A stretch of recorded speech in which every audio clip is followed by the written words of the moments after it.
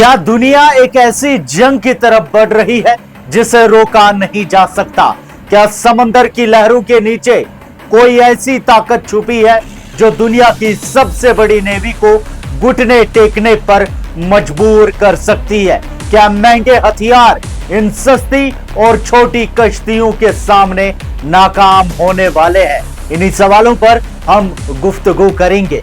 ये छोटे हैं, तेज हैं और तकरीबन नाकाबिले दीद है और स्ट्रेट ऑफ हॉर्मुज के पानियों में यह दुनिया की सबसे ताकतवर नेवी के लिए एक बड़ा खतरा बनते जा रहे हैं। ईरान ने एक बार फिर स्ट्रेट ऑफ हॉर्मुज को बंद कर दिया है, जबकि आरजी अमन यानी ट्रूस के दौरान अमेरिकन ब्लॉकेड के बाद हालात मजीद खराब हो गए हैं। इस स्ट्रैटेजी के मरकज में एक नेटवर्क है जिसे मॉस्किटो फ्लीट कहा जाता है। छोटी और बहुत तेज रफ्तार अटैक बोट्स का एक झुंड।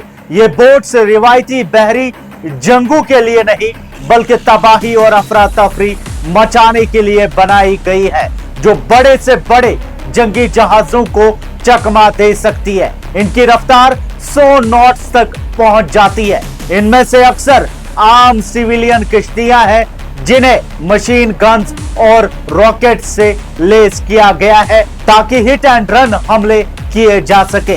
इस फ्लीट को आईआरजीसी चला रही है, जो ईरान की रेगुलर आर्मी के पैरेलल काम करती है और समंदर में गैर रिवायती जंगों के लिए मशहूर है। इसी कशीदगी के बीच एक अमेरिकन नेवल इंटरसेप्शन ने पूरी दुनिया में आग लगा दी है। अमेरिका ने एक ईरानियन जहाज को पकड़ लिया है जिस पर ब्लॉकेड तोड़ने का इल्जाम था। इस पर चाइना के सदर जी जिनपिंग खामोश नहीं रहे। चाइना ने इसे फोर्सिबल इंटरसेप्शन करार देते हुए सख्त मजम्मत की है और कहा है कि अमेरिका का यह कदम सीजफायर की खिलाफ वर्जी है। ईरान ने भी इस सीज को इंटरनेशनल लॉ की तबाही और ब्रोकन प्रोमिसेस का नाम दिया है। ईरान का कहना है कि अमेरिका एक तरफ डिप्लोमेसी की बात कर रहा है और दूसरी तरफ उनके कॉमर्शियल जहाजों पर हमले कर रहा है। दुश्मनी सिर्फ यहाँ खत्म नहीं होती। चाइना ने साउथ चाइना सी और ताइवान स्ट्रेट में होने वाली अमेरिकन और फिलिपिनो मिलिट्री ड्रिल बालिकातान पर भी सख्त एतराज किया है, जहां 17,000 से ज्यादा फौजी मॉक बैटल्स में हिस्सा ले रहे हैं। चाइना के मुताबिक यह मिलिट्री बुलिंग है, जबकि अमेरिका का कहना है कि उनका इंडो पैसिफिक के लिए कमिटमेंट आयन क्लैड है। मगर इस कहानी में सबसे बड़ा ट्विस्ट तब आया जब ईरान ने अपने ही दोस्त चाइना को रास्ता देने से इनकार कर दिया। मुंबई में ईरानियन कॉन्सुलेट ने तस्दीक की है कि ईरान ने एक चाइनीज बल्क कैरियर सन प्रॉफिट को स्ट्रेट ऑफ हॉर्मुज से गुजरने की इजाजत नहीं दी और उसे वापस मोड़ने पर मजबूर कर दिया। दुनिया दंग है कि क्या ईरान ने चाइना को बिट्रेयल दिया है? क्या जंग के मैदान में अब कोई भी महफूज नहीं, चाहे वो दोस्त ही क्यों ना हो?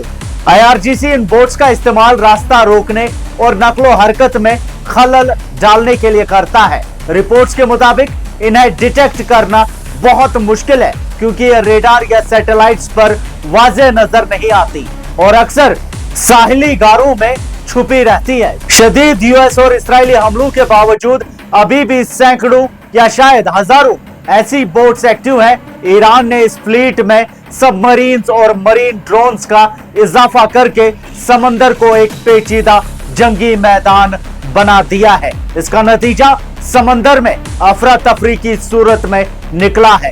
तकरीबन 20 जहाजों पर हमले हो चुके हैं और कई जहाज अब रास्ते के दोनों तरफ फंसे हुए हैं। यूएस नेवी के लिए यह कोई आम जंग नहीं। उनके भारी भरकम और महंगे जंगी जहाज इन सस्ती और तेज रफ्तार बोट्स के स्वार्म्स का सामना कर रहे हैं। क्या अमेरिका इन समंदरी मक्खियों को कुचल पाएगा? अगर ईरान ने अपने सबसे बड़े पार्टनर चाइना के जहाज रोक दिए हैं तो क्या अब समंदर में सिर्फ मौत का कानून चलेगा? क्या जी जिनपिंग का 4 नुकती पीस प्लान इस तबाही को रोक सकेगा या फिर मॉस्किटो फ्लीट की ये छोटी कश्तियां पूरी दुनिया की अमनो अमान को डुबा देंगी? आपकी क्या राय है कमेंट्स में हमें जरूर बताएं। मजीद अपडेट्स आप तक पहुंचाते रहेंगे। फिलहाल के लिए इतना ही, शुक्रिया।